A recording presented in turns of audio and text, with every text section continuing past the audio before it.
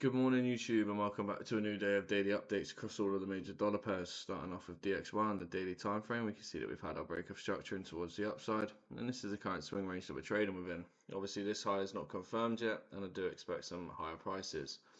What I'm anticipating is this high over here at 101.219 to get taken before we see any form of a retracement down. I hope to see that liquidity being the fuel to cause that retracement back down towards demand or liquidity before then looking for that upside continuation play again.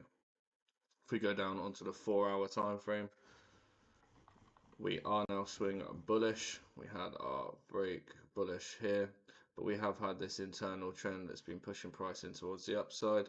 The reason that we're not in a high probability buy is because we've just broke this high on the internal, so we're very overextended. We've got two liquidity points. I'd like to see these get taken and then target at 101.219 before then looking for some short-term downside. What does that mean for Euro USD? Euro USD has seen that daily break of structure again in towards the downside, and this is the current swing range. Again, this is not the confirmed swing low as it's not been put in yet. So what I'm anticipating now is we've liquidated quite a lot of liquidity over here. The next point of liquidity would be 12129, and if we see that get taken, we could then see some short-term upside for Euro USD following the retracement. But I'm anticipating that this supply zone or the high itself will be the fuel to push price back in towards the lows again. I think it's a similar picture for GU. We've got our daily break of structure going towards the upside, and this is the current swing range that we're trading within.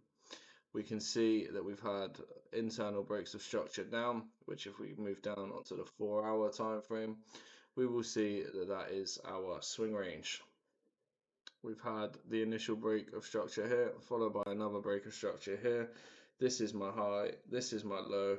If we see a retracement towards this high, I'm happy to scale into some sell positions.